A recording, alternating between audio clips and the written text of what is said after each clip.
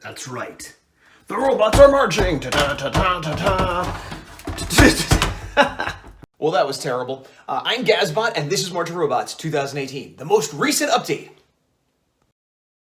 And here we go. It's going to be day 15? 15 through something? I don't know why. Just look, whatever the title said, those are the days. Let's get into it! All right, well, we are starting off with a character called Vesper. And Vesper is a robot, although she looks human, and she is from Power Rangers Hyperforce, which is an online RPG game that streams on Twitch, although I watch it on YouTube.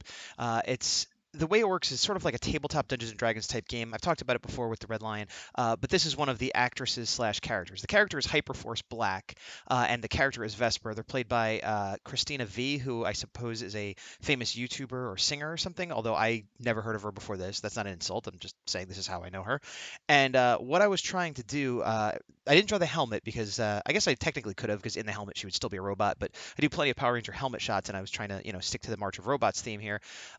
It's a little weird because, again, she looks exactly like a human, but I had considered doing like Lieutenant Commander Data from Star Trek or a couple other robots that look human. So I allowed myself a pass. I wasn't trying to go easy on myself either because I actually found this quite difficult for a variety of reasons. Similar to when I did the Red Lion Megazord, there's not a ton of reference. You can see there's only one or two pictures of the actual suit. And I wanted it to look like the actress who is on the show, and you can see I'm like referencing pictures of her. But I also want it to look like the character. So again, I was sort of doing a hybrid thing where what I was doing was basing the haircut and the face and the expression on the actress that plays the character in the tabletop game setting. And you can see there's her in her chair, and she's got the morpher on her arm, but she's just wearing sort of civilian clothes. But I wanted to give her the Ranger suit, so I was basing the suit on the one or two official drawings that exist. But the character she plays, there's another sketch of it. It's weird because they all have characters they play, and there are little cartoon drawings of them that don't look like the actors and actresses, which I always thought was a weird choice, especially because they're all distinctive looking people that would be perfectly interesting as cartoons or whatever. But the character she plays has darker skin. I'm not sure if she's supposed to be a different ethnicity or not, or that's just the way the artist chose to represent it. But they have sort of a white gray hair, so I was sort of going for a compromise. My thought was that if this actress played that character in a TV show, she would still look like she is and be, have the skin tone she has, but she could have, a white wig or dye her hair white. So the other thing I did, which you'll see when I get to the color, is I gave her blue eyes, which the character has, which she doesn't, and that works too because again she could have contacts, but again she's also supposed to be a robot or artificial life form of some sort. She's definitely mechanical. She gets infected with like a computer virus, so mild spoiler there. Sorry, but I liked that I put the blue in the eye. You can see she has brown eyes here. I also made a point. Well, I'll get back to the blue in a minute. But I also made a point of giving her these earrings, which look kind of chainy. And I mean, they're not robotic, but I was like, well, it's some metal I could put on her, and it'll kind of make you think of a robot. And I also she has makeup on clearly, and I typically don't make a point of doing makeup on my females or anybody unless they're like a drag queen or it has something specific to do with the character. But she had enough makeup, especially the eye makeup, heavy enough that I wanted to include that. um, and so, okay, I think it was at 16 times speed. Now it's at 32 times speed. And again, this is hours of drawing. And I was listening to the show, listening slash watching the show as I was doing it. And it's also, again, I've talked before about likenesses. Like though I do a lot of characters and things like that, it's not my strong suit. And so I'm trying to make it look like the actress, but also get a certain expression on her face without just copying one of the images. So as you can see, I keep going back and forth. There's that straight on shot that is like the best, objective. Hey, here she is. And then I have a couple expression shots, which I'm trying to incorporate into a straight on shot. And I was having trouble with the eyes, making them match. There's an old saying, what's the hardest thing to draw? The other eye, because, one eye you could get and look okay, but they need to kind of match. And I was struggling with that a little bit, as you can see here. And also part of that, going back to what I was saying about the makeup and the heavy, I don't know if it's mascara or eyeliner or whatever. So I wanted to make sure to get that in the inking phase as well as when I go into the coloring phase where I was talking about putting actual makeup on her. And yeah, man. Oh, okay. So two touches I did to actually, there I was like, how does the skull work? Let me figure that out. The two touches I did to make her look more artificial, more robotic, is the shine, the little white shine in the iris, the pupil. I intentionally made it square instead of circle, which you don't typically see. I mean, it could happen, I guess, but my thought was that behind the scenes, there's something artificial there that would represent the way it reflected would be slightly different than a human, so it would be more angular and pixelated or whatever. It doesn't really make sense, but again, it was an attempt to do that. Man, I redrew that eye like 17 times, and yeah, let me erase it. Let me resize it.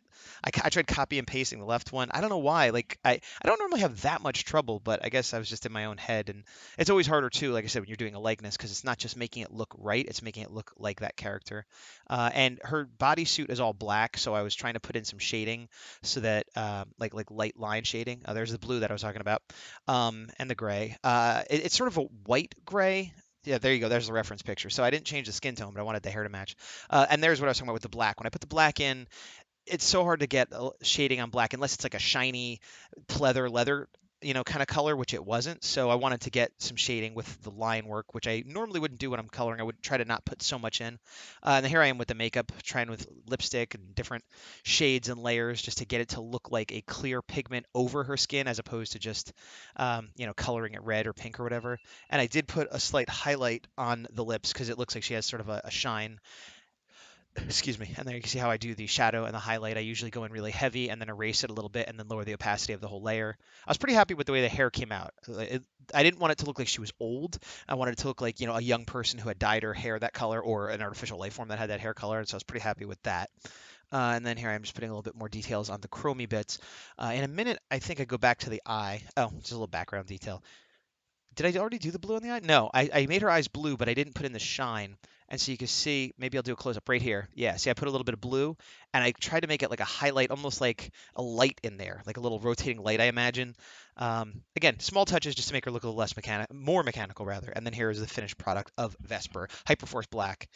Next up, I decided to do a Transformer, Generations 1 Bumblebee. This, I was working on the iPad in Procreate with an Apple Pencil, iPad Pro, I should say. For some reason, it records automatically, but for some reason, it sort of started halfway through. I don't know, maybe I saved it or duplicated the file, but you can see I had a couple different versions, and I started to rework it to get it more to the final version. And for reference, it was all Generation 1 80s Bumblebee, but I was looking at stills from the cartoon as well as comic book appearances.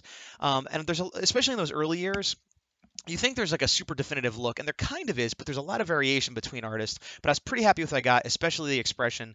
And there's Bumblebee. This is one of the ones I liked most that I've done. And so I decided to continue the trend, and the next day I did Optimus right here, which is probably my least favorite of the Transformers I did. Something about his eyes and his faceplate. I think I put too much detail in, and I might make prints of these, and if I do, I'm going to go back and revise him a little bit.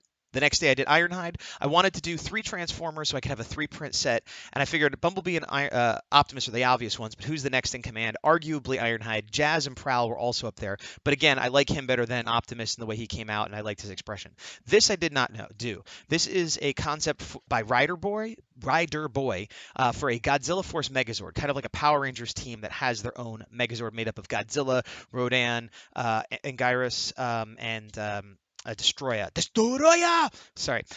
So I was commissioned to do this as one of the March robots, and that's a reminder. You can commission me to do these. I've got about a week left.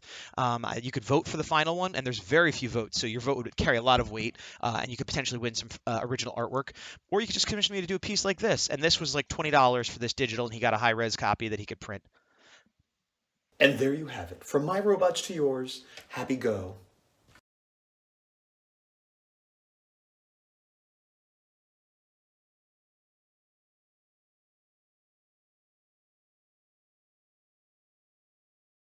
This is a test of your fart.